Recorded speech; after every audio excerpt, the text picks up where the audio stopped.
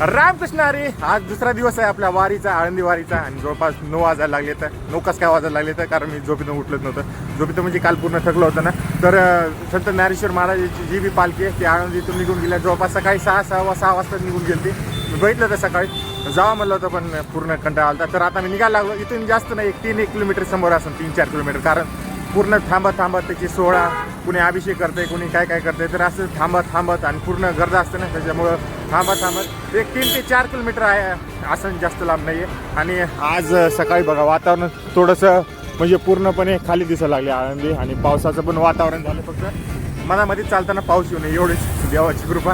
नाही तर पाऊस आला की पूर्ण पूर्ण चिखल होते. तर आता मी निघायला लागलो इथून. मग 3-4 किलोमीटर मी आता माझ्याकडे बॅग आहे, 25 किलोची बॅग आहे. इथून जवळपास 27 ते 30 किलोमीटर जायचं. इथून आळंदीहून पहिला स्टॉप राहणार आहे आपला, जे पुण्यामध्ये राहणार आहे. कुठली सदाशिव पीठ कुठली तरी पेठ आहे, लक्षात येणं झालं. जाऊ जी पे आहे तिथं जायचं आहे आपल्याला इथून डायरेक्ट. जवळपास 30 ते किलोमीटर. आणि माझ्याकडे 25 किलोची बॅग आहे. 20 ते 25 किलो वजन असून बघा बॅगचं काहीतरी होत असेल तर ठीक आहे, नाहीतर मग बॅग घेऊन आपल्याला इथून आळंदीहून पुण्यापर्यंत जावं लागतं. तुम्ही व्हिडिओमध्ये बघितलं असं बघा, पूर्णपणे वेल्डिंग मारला काम सुरू होतं जोरानं. आणि आता रस्ता आहे ओपन झाला. इथूनच सकाळी पालखी गेली महाराजाची, संत ज्ञानेश्वर महाराजाची. आणि पूर्णपणे इथपर्यंत पाणी आलं होतं. झाडं दिसायला लागले गवताचे. पूर्ण हा पूल बी दिस नाही गेला. आणि ते जेवढी बॅरिकेटिंग आहे ते सगळी वाहून गेली. ते आता जे पाण्याचं स्तर आहे ते कमी झालं, नाही तर हे पूर्णपणे काहीच दिसत नाही गेलं. इथे आसपासला बी पूर्ण पाणी होतं. आणि तिकडल्या साईडला बघा पाणी अजून पण व्हायला लागलं. एकदा तुम्हाला दाखवतो. पलीकडल्या साईडला पण एक ब्रिज आहे. त्या ब्रिज जाऊन तर पूर्णपणे पाणीच ओला जाऊ.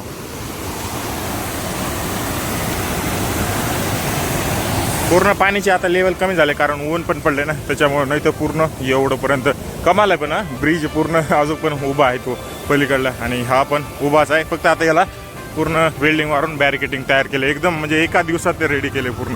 आणि तो पण पूर्ण ब्रिज आहे ना, तो पण पाण्याखाली गेला. आता थोडासा ओपन झाला. जाऊया आपण आता हे समोर आळंदीच्या माऊलीच्या पालखीकडे. त्याला चालता बघा तुम्हाला असे खूप प्रकारचे टेंट लावले दिसते, जिथं की खिचडी पोहे घेऊन दिले. तर आपण बी पोहे घेऊया आणि खाऊया. सकाळपासून काही खाल्लं नाही ना अजून.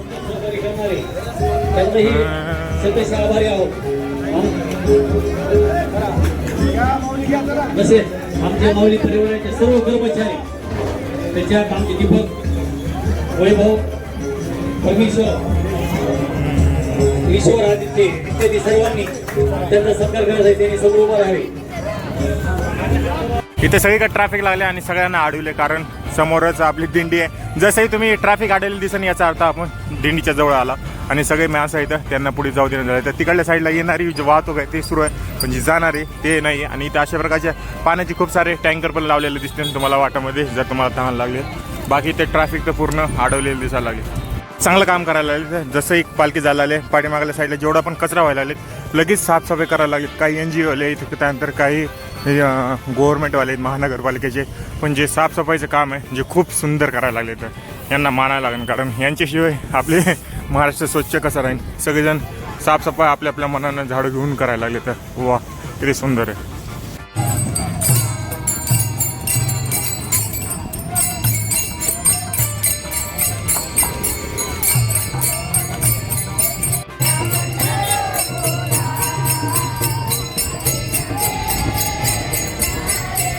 जवळपास 2 घंट्यानंतर आणि 6-7 किलोमीटर चालल्यानंतर पाठीमागे आलेलं आहे आय लव्ह दिघी. म्हणजे दिघी गाव आहे, ते गावापाशी आलो मी. आणि जे पालखी आहे त्या पलीकडल्या साईडला चालू झाल्या तर म्हणजे जवळच आपल्या माऊली महाराजाची पालखी आहे. आणि इथं खूप जास्त बिना नंबरवाल्या पण दिंड्या तुम्हाला दिसताना चालताना, ज्याला काही नंबर नाही आहे. एक लिमिटेड दिंड्या येतात ज्या रजिस्टर आहेत ऑफिशियली. बाकीच्या ह्या दिंड्या येतात सगळ्या आसपासच्या गावामध्ये, आपल्या महाराष्ट्रातून मधून येत येतात. आणि सगळेजण इथून पुढे सगळेजण जॉईन व्हायला लागतात. कारण आळंदीमध्ये तर काल पूर्ण कुणालाच परमिशन नव्हती आणि जोरजोराने सगळेजण टाळवायला लागले. आता त्या दिंडीचा नंबर किती आहे बघा, तिथं समोर त्या दिंडीमध्ये लिहिलेलं असतं बघा, पाठीमागल्या साईडला दिसणार आलं आहे. आणि अशा दिंड्या कंटिन्यू चालत राहते. जवळपास मला वाटतं 1 ते 1.5 किलोमीटर समोरच असं रथ. आणि सगळेजणांची इथून संख्या आहे ती वाढायला चालू होते. कारण सगळेजणाला आळंदीमध्ये एंट्री येण्यास मनाई होती.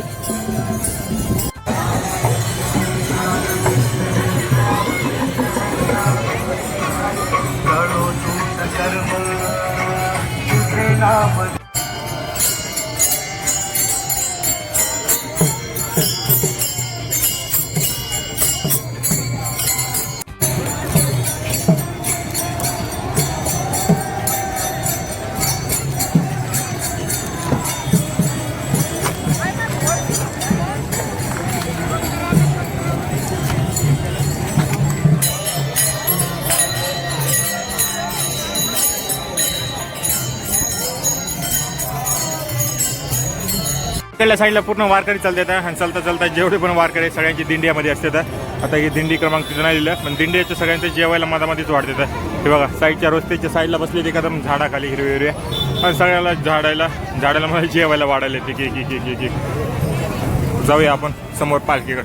हरे कृष्णा हरे रामा. हे आलं विश्रांतवाडीचा चौक म्हणजे विश्रांतवाडी आणि इथं आसपास सगळेजण माणसं येतं ते थोडेसे कमी झाले आणि इथून दिंडी महाराजाची पालखी आहे ती खूप लांब आहे, जवळपास 1 ते 1.5 किलोमीटर आहे. मी किती जोराने चाललो ना तर पालखीला काही सापडणं झालं तर काय करूया इथून काहीतरी शॉर्टकट घेऊया आणि पालखीच्या समोर जाऊया. इथं थोडीशी गर्दी कमी झाली. सगळ्यांना सेवेकरी काय खायला देत असतील, बिस्किट पुडे असतील किंवा पाण्याचे असतील, खूप साऱ्या गोष्टी देऊ लागल्या आणि समोर खूप जास्तच गर्दी दिसायला लागली. दाखवतो तुम्हाला झूम करून पूर्णपणे लांबपर्यंत सगळे वारकरी दिसायला आले. जवळपास किती 218 दिंड्या आहेत म्हणजे मी बघितलं तेवढे, अजून जास्त असते बी. आणि सगळ्यांना साईडला जेवायला द्यायला हो अशा गाड्या थांबणार. त्यानंतर पलीकडल्या साईडला रस्त्याच्या सगळ्याला जेवायला वाढायला आली. तर हे बघा काय दिंड्या आहेत ना त्या बसायला लागल्या आता आणि एरोप्लेन जायला लागले कारण इथे एअरपोर्ट पण जवळच आहे.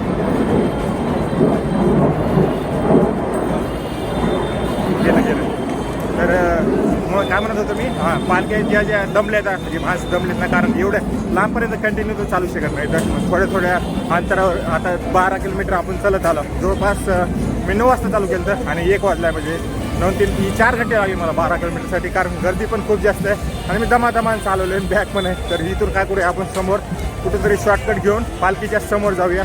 पण जी गर्दी दिसायला आलं वा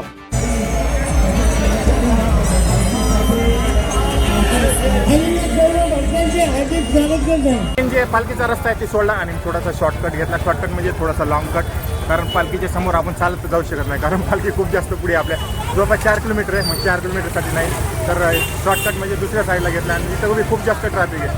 इथून बाहेर निघणंच मुश्किल आहे कारण सगळ्या गाड्या पार्किंगलाच लावली होती. इथून असा रस्ता जाणार समोर विश्रांतवाडीहून बाहेर निघायचं. तिथून मग आता तिथून येरवाड्याला जाणार मग येरवाड्याहून मेट्रो पकडूया आणि मग तिथून बाहेर जाऊया. पण गर्दी तिथून खूप जास्त गर्दी आहे पण इथून रस्ता बंद केला राहू पालखीसाठी सगळे जायलेत कसे जाऊ दे की पण असं निघूया आपण इथून बाहेर. पाठीमागा PMCचं स्टॉप होतं उतरलो मी ब्रिजवरून क्रॉस केलं आणि समोर शनिवारवाडा आहे त्याच्यानंतर दगडूशेठ गणपती आहे आणि मग जाऊया आपण पालखीकडं दिंडीकडं जी आपल्याला यावेळेस भेटलेली आहे राहण्याची आणि पूर्ण आळंदी ते पंढरपूर वारी करण्याची. सगळे दिंडीवाले जेवढे पण आहेत माणसं सगळे पूल क्रॉस करून हो का सगळे जायला लागले तर तिकडल्या साईडला मंदिराकडं.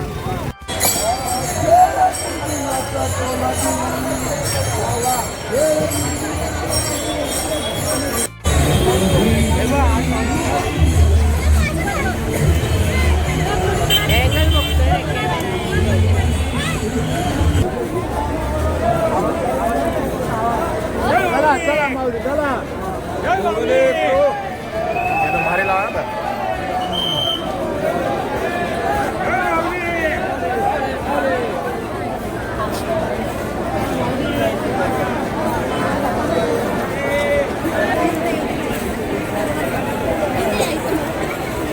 तर बॅग मी घेऊन आलो आणि खूप जास्त दुखू लागले खाली सकाळपासून पूर्णपणे. त्याच्या अगोदर तुम्हाला चालताना एक विशिष्ट गोष्ट दाखवतो. ज्ञानोबा माऊली म्हणजे 2 जणांचा एकदम माणसांना बनवून ठेवलं बाबा इथं दाखवतो ते दिसायला लागले तर एकदम पाय कसे दुखणार पाय दुखायला लागले की पाठीमागल्या साईडला पुढच्या दिले तर समोरून दाखवतो आणि खूप जास्त गर्दी तर व्हायच लागली इथं. हे बघा पूर्ण दोघांचे अवतार आणि भाऊचे एक्सप्रेशन कसे दिसायला लागले आणि इकडल्या साईडला बाप्पाची मूर्ती पण आहे. पाठीमागल्या साईडला PMC स्टॉप आहे आणि मी आता ब्रिजवर आलो PMC स्टॉपच्या आणि तिकडल्या साईडला शनिवारवाडा आणि दगडूशेठ गणपतीचं मंदिर आहे तिथं थांबलो मी आणि इथं आता पालखीचा इंतजार करायला लागले. जवळपास 5 वाजायला आले आणि ऊन पडलं ही चांगली गोष्ट आहे. आणि आपला भाऊ आलाय ही आहे मला दिसायला आलं ही आहे क्लासमेट आहे ओमकार नाव आहे त्याचं इथे पुण्यामध्ये राहते. तर जवळपास मला वाटतं अजून 1 घंटा लागेल पालखी यायला आणि इथे इतक्या सगळे जेवढे पण दिसू लागले गाडी चालू आल्या ते बंद केले आणि फक्त माणसं चालायला लागले. तर खूप साऱ्या पालख्या आहेत म्हणजे एवढ्या पालख्या आहे ना म्हणजे कालपासून कानामध्ये नुसतं काय म्हणते टाळच वाजला ठण ठण ठण ठण मृदंगण ते. आणि आज इथं आपली जी आहे ते पालखी ते थांबणार आहे म्हणजे आज विश्रांती आहे आज आणि उद्या परवा दिवशी सकाळी 2 दिवस इथंच मुक्काम आहे आणि परवा दिवशी सकाळी मग इथून निघणार डायरेक्ट सासवडसाठी जे की दुसरा सगळ्यात मोठा टप्पा आहे. पहिला टप्पा होता आपला पुणे आळंदी ते पुणे आणि दुसरा टप्पा पुण्याहून डायरेक्ट सासवडचा. तो एक बहुत खूप जास्त खतरनाक होणार आहे. आपण आता इंतजार करायला लागला पालखी कोळपर्यंत. त्याच्या समोर एक 27-28 पालख्या असतात आणि पाठीमागं तर विशेष नाही, किती पालख्या येतात. काही पालख्या म्हणजे नावाला एवढ्या पालख्या आहेत ना, खूप जास्त. आता झालं मी शनिवार वाडेकर आणि त्याच्यानंतर मग तुम्हाला दगडूशेठ पश्चिमेत दाखवतो कसं एकदम मंदिर एकदम सुंदर आणि भारी सजलं लागले समोर. आणि इथं दिसायला लागले हे आहे दगडूशेठचं मंदिर, एकदम भारी सजलं आहे आणि वरी कळस पण दिसायला आहे पूर्ण दोन्ही साईडनं. आता तुम्हाला समोर जाऊन दाखवतो मंदिर अजून. आणि सगळे माणसं आहेत इथं जास्त दिसायला लागले, कारण जे इतक्या चालू होते जेवढे पण गाड्या आहेत ते सगळ्या बंद केल्या आता. आणि समोर फुलांची पूर्ण मूर्ती बनवली बघा, विठू माऊलीची मूर्ती पण बनवली आहे. आणि तिथं वरी सिक्युरिटीवाले पण थांबले तर खूप सारे. मंदिरापाशी अजून जवळ जाऊया. आता इथं गाड्या नसल्यामुळे गर्दी तर होणारच आहे. हे बघा पूर्ण असं सजावट केली आज. आणि मधामध्ये आपल्या दगडूशेठ गणपतीची मूर्ती आहे.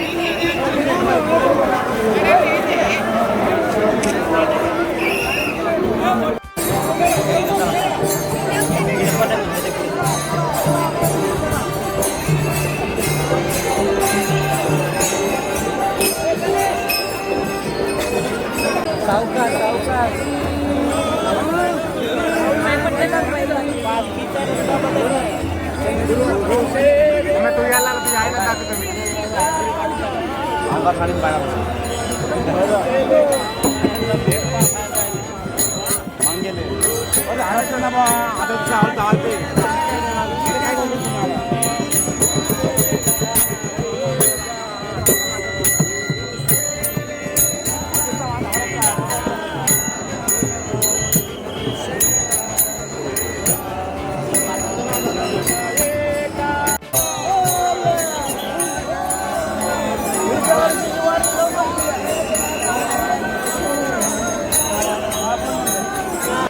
समोर राहिलं दगडूशेठचं मंदिर आणि इकडे यायला लागले आपली जी मुक्ताईची पालखी आहे ती यायला लागली बघा समोर. आणि त्याच्या पाठीमागच ज्ञानेश्वर महाराजाची पालखी यायला लागली, समोर जायला लागले.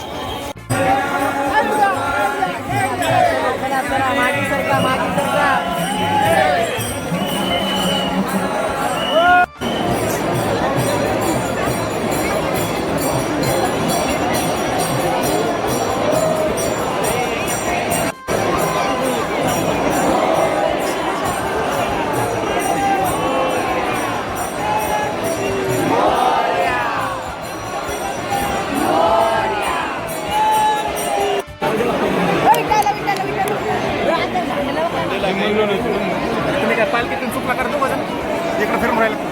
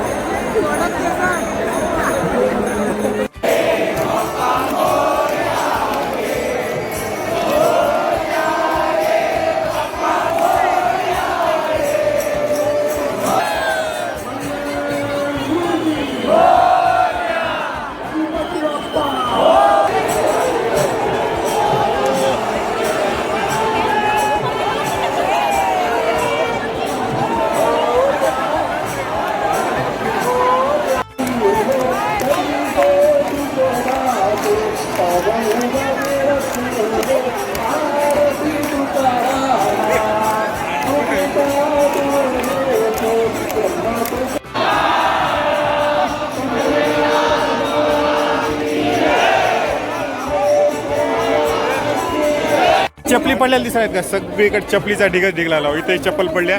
आता तुकाराम महाराजांची माऊली पालखी गेल्या आणि इतका गर्दा झाला का नाही, सगळेजण बाहेर गेले आणि तिकडल्या साईडला पालखी तिकडे गेली. ही आली संत ज्ञानेश्वर महाराजाची माऊली आणि जवळपास 1-1.5 घंटा लेट आली जी पहिली गेली ती. आणि खूप जास्त गर्दा दिसायला लागले. तिकडल्या साईडनं आले आणि समोर जायला लागले. आता तर दोन्ही पालख्या गेल्या आता संत तुकारामाची आणि संत ज्ञानेश्वर महाराजाची. एवढे तिथं मंदिरासमोर एवढं दाबू लागले का नाही कोणी एकाला बाप रे बाप. आणि त्यामध्ये मुली इतकी चिडू लागली का नाही जोराने आडवलेले वाचवा वाचवा वाचवा. मी पहिल्यांदा तुकाराम महाराज आली तेव्हा आलो मी निघून आणि नंतर तिकडे गेलोच नाही कारण संत ज्ञानेश्वर महाराजाचं मी दर्शन घेतलं होतं. पण जेवढं बाप रे बाप एवढे लोक होते खूप जास्त सगळ्यांचे. म्हणजे जे पहिल्यांदा तुकाराम महाराजाची गेली ना पालखी त्याच्यानंतर सगळेजण आहे ना बाहेर निघाले. जसं मी पण निघालो एवढं गरमीनं पूर्ण शर्ट वगैरे चालतंय.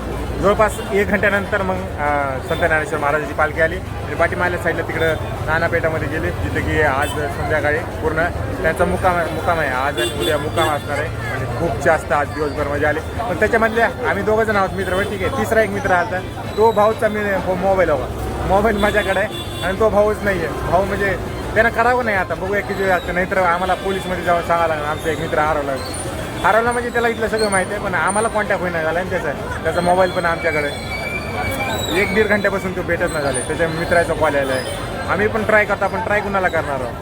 बापरे बाप खूप जास्त म्हणजे असं म्हणजे पाय दुखा लागले. जवळपास तिथे तिथून 20-21 किलोमीटर चालत आलो ते. बघूया आता संध्याकाळच्या अजून गर्दी तसं तर इथं मंदिरापाशी कमी होते. जशा पालख्या गेल्या ना सगळी गर्दी आहे ना ती कमी होत जाते. आणि दिसलं बघा हे बघा दिसायला लागले. हे 2 जण भेटून यायला लागले. तर कुठं जाऊ लागलं की इतकं कुठं होतं की तिथं उभा टाकले कुणाच्या तरी मोबाईलवर घेऊन फोटो लावा. हो का एकदम बारक राव. आणि थोडा तरी हुशारपणा करावं का नाही राव. संध्याकाळचे जवळपास 11 वाजायला लागलेत आणि मित्र आहेत त्यांना सगळ्यांना सोडून आलं. तर खूप भारी दिवस गेला आजचा पण दिंडीचा. आजचा दुसरा दिवस आहे. उद्या तरी इथं पूर्ण मुक्कामच करणार आहे आपली दिंडीत आणि उद्या पूर्ण पुणे फिरायचं म्हणजे फिरलेलाच आहे आपण. तरी पण उद्या खूप साऱ्या गोष्टी नवीन करूया. तर हा व्हिडिओ इथपर्यंत व्हिडिओ आवडला असेल तर लाईक करा शेअर करा आणि कॉमेंट करायला विसरू नका. बाकी भेटूया पुढल्या व्हिडिओमध्ये. बोला रामकृष्ण हरी.